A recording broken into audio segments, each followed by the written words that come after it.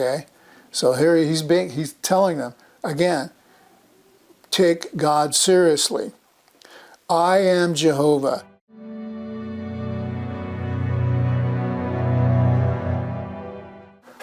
Hello and welcome to Applicata Biblia. My name is Mark, and thank you so much for stopping by as we get a little bit into God's Word. We are continuing in the series, Characters in the Bible, or a walk through the Bible. We are in Lesson 20. And Lesson 20 is going to cover not one person. It's going to cover a tribe because it's very important to the rest of the narrative of all Scripture, and that is the Levitical priesthood. Now I'm going to put this graphic. I'll post it up. I've been posting it the last few weeks, I think. Should have. And basically, it's going to give a brief overview, not an in-depth overview at all, but certainly an in-brief overview of the Levitical priesthood and what was supposed to happen. And basically, when you look at it, you'll see that on the left, you have the patriarchs up until Moses being, believe it or not, the last patriarch.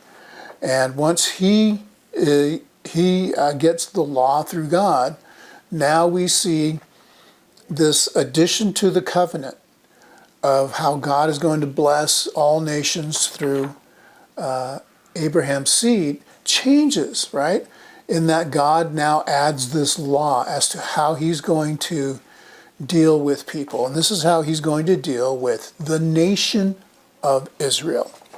So when you look at it, you can see up on the top part of this, it says Levites. They're the ministers of God, and the priests come from the sons of Aaron. And they are the keepers of the law, and it's up to them to make sure that they read the law. There's 3 festivals every year. One of those festivals they are supposed to read the law. And God he tells them, you need to read this law a lot. He tells them to think about it all the time.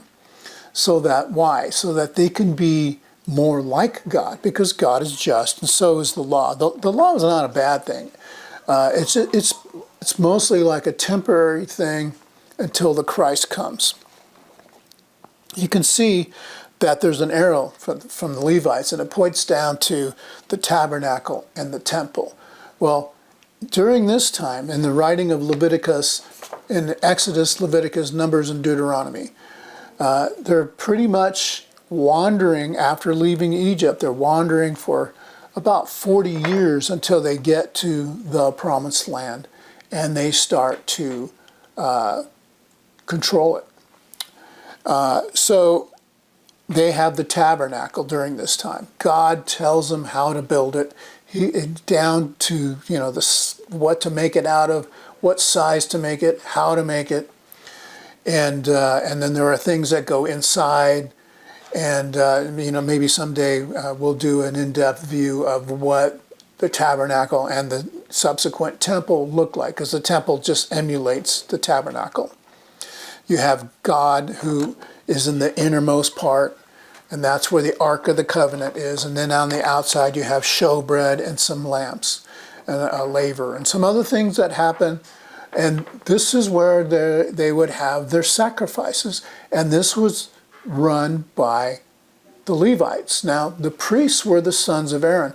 Now, who's going to move this tabernacle, right? Well, because they were walking and wandering around. Well, there were other Levites who were tasked with doing that and with taking care of it. And so one of the other things that we see is that the Levites were not giving any large states when they go into the Promised Land. They weren't given large swaths of land. They were giving some cities of refuge. I think there were 12 altogether when you count them all. And but no large land states that they would own, not like the rest of the tribes, right? And they actually were given some of the sacrifices. Some of the sacrifices that were brought to God, some of them were all burned up to God, and some of them, the food was given to the priests. That was part of the payment. And the people were to bring tithes every year to help pay their priests so they could minister to God. Some of the other things that they did, other than sacrificing, of course, is they would help in judging things. There were cleansing rites. There was this idea about being cleaned. Maybe you had a sore or something, and you would have to go show the priest, and he would look at it and say, "Oh, you need to come back in a week," and you'd come back in a week, and you'd say, "Okay, you're okay. So go wash, and then do some kind of ritual, whatever, and then now you can come back into the congregation, because if you were unclean, you were not to be around people." This is part of the law, okay? And they were the ones who were supposed to take care of that stuff. So they also had sanctuary cities. Now, this is just a brief overview. This is not an in-depth thing, but they're kind of separated out from everybody else, and they're not given these large parcels of land as like small states, but by tribe. So what about the other tribes? Well, in the other tribes, they were given these large lands to control and inherit, and this was a God-given thing to them. That's why it's supposed to stay in your family. And when you look at the laws, that's what reflects that it's, if you have to sell your land, you have to be able to buy it back. And if you can't buy it back, every 50 years it would just be given back to the inheritor who it is due to. So there's a ton of laws. If you want to read through them, just read through them.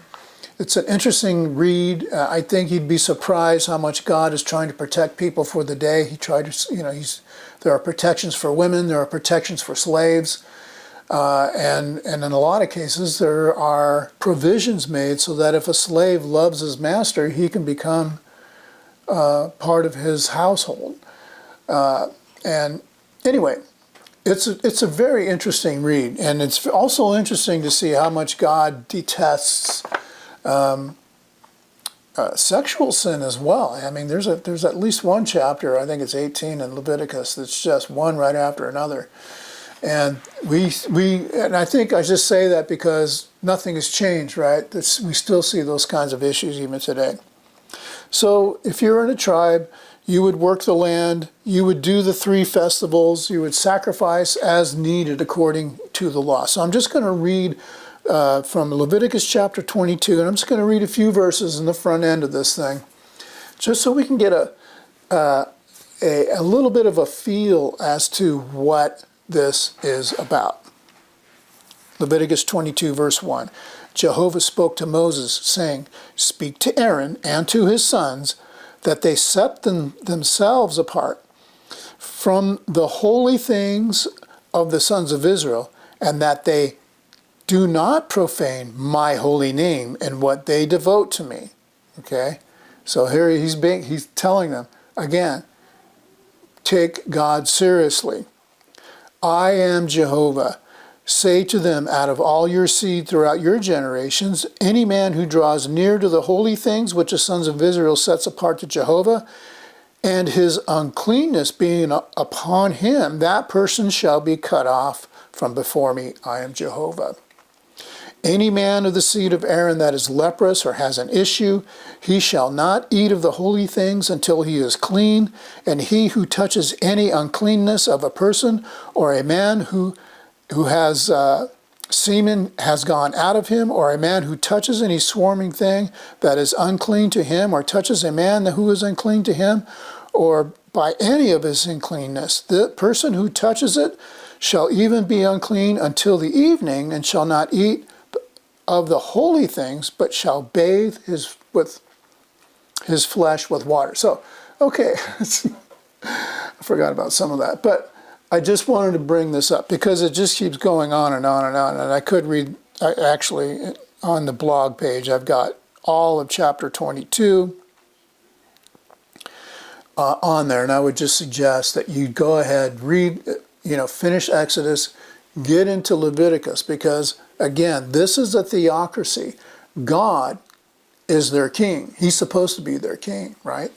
And so, and he's given them a law, and they are to be following that law. So why was God so strict about cleanliness? Well, the thing is, we have to understand the nature of God. He's just, and God is perfect. We are not perfect. And so if you're going to say, I want to be in front of God, I want to go before his throne, and you're not taking it seriously, and you're just this unclean thing, God, it isn't God just rejecting you, it's because of his nature that you become rejected outright for that. And people don't like that. It's like, yeah, well, who are you? You're nobody, right? God is God, and you're nobody. And that's who I am. I'm nobody. But God makes us somebody through Jesus, right? That's why Jesus came. He's perfect, and he just expects us to honor him. That's all. Now, obviously, things are different today, right? And not that God is different, but the system is different. From Numbers chapter 3, who are the tribes of Israel who were chosen as priests? And Numbers 3:10 says, you shall appoint Aaron and his sons. They shall keep their priesthood. So it's Aaron and his sons. What were their specific duties? Well, the other duties for the other Levites, from the Kohathites, they were in charge of the ark, the table, the lampstand, the altars. And you can see this on my page if you want. The Gershonites, they took care of the tabernacle and its tent coverings, and the Merarites, the tabernacle and its bars and its pillars, so the structure. So you see that each part of the Levitical son lineage had a duty for the ministry to God. So Aaron and his sons, of course, are to be the priests. So I have the reader look up Hebrews 7:14 through 28 and describe the difference between the Levitical priesthood and the priesthood of Christ. And of course, Hebrews is a beautiful, beautiful book, and I'd say just go read that someday. But if you're in this class, you may have enough reading already. I don't know. Hebrews is really just a sermon. That's all it is. It's one sermon. That's how I look at it. When first time I read it, I felt like it was just a beautiful sermon. Jesus is not a Levite, okay? This is something we have to realize. Jesus is not a Levite. So the Hebrew writer says he's more like the order of Melchizedek. Now, when we look back at Abraham's life, Abraham is honoring Melchizedek. Melchizedek is a priest of God, okay? And so Jesus is separated out in that sense. And unlike the priests of old, who would have to make offerings for their sin, Jesus doesn't have to do that because he didn't sin. So Jesus is far and away the better priest for us. And of course, Jesus became that offering for us once, and so that offering doesn't have to happen anymore. So remembering the severity which God dealt with Nadab and Abihu, can we be holy enough to be a priest for God? And the answer to that is, if we're trying to do it on our own, no. But yes, we can be holy enough. And Jesus is the one who makes us holy enough. He brings us to God. And it's, of course, through our submission to him. People want to call it faith. You can call it faith, but it means submission. It means you better be doing something. And first thing we do is we humble our hearts before God. And of course, we get baptized. We do all those things that they show us to do. And then we go live our life faithfully, moving forward, and just keep God as our focus and that sort of thing. in 1 John 9 and Romans 3:26, if we confess our sins, he is faithful and righteous that he may forgive us the sins and may cleanse us from all unrighteousness. Okay? So, yeah, we can be made pure enough to be priests for God. In Romans 3:21, now a righteousness of God has been revealed apart from the law, being witnessed by the law and the prophets. So this is Paul talking. 22, even the righteousness of God through faith of Jesus Christ toward all and upon all those believing, for there is no difference, for all sin falls short of the glory of God. So yeah, God can make us pure so that we can be priests for him. So, and we're told by, Paul tells us that we are the priests of God. So my question to my class is always, what are our priestly duties? The priests of old, they would sacrifice animals. We don't have to do that anymore. They would have to sacrifice for themselves. We can't do that anymore. There's nothing. Jesus is the sacrifice. And that's what we look to. But what can we do? What has God left in charge for us? Well, he left us in charge for ourselves. And this is where you start, right? We start with ourselves, submitting our life to God, like I already said, and humbling ourselves before God, and submitting to all the things he's asked us to do, including baptism, including calling on his name in baptism. You basically, you're begging the authority. You're turning your life over to the authority.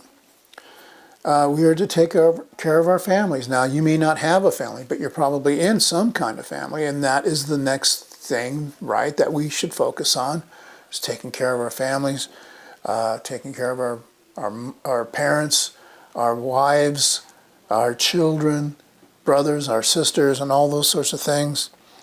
And then our church family. Of course, we need to take care of our church family. God made the church. I've talked about this in some other talks. God made a church, and now we are part of that church. We are to take care of our church family as well. And, whatever that looks like, and you just do whatever your strength is. God doesn't ask you to do something that you can't do. Whatever your strength is, do that. And I know a lot of people want to put things on people that, they want them to do things for whatever reason in churches and all that sort of, they have these expectations. God may not expect you to have to do that if you're not good at that. Now, there are some things that you may have to do that might be really difficult. But I'm talking about whatever your strength is, God, and you are working at your gift, whatever that is, work on it and develop it. You might be surprised. So that's just the nutshell. So the Levitical priesthood, moving forward in the narration of the Bible, is going to be a very central figure throughout the whole thing. The priests, the priesthood, and by the time you get to the time of Jesus, the priesthood is kind of, it's kind of corrupt, because you've got other nations selecting priests, and it's all done for political reasons. And we'll get to that. So, thank you so much for listening. God bless you, and we'll see you in the next one.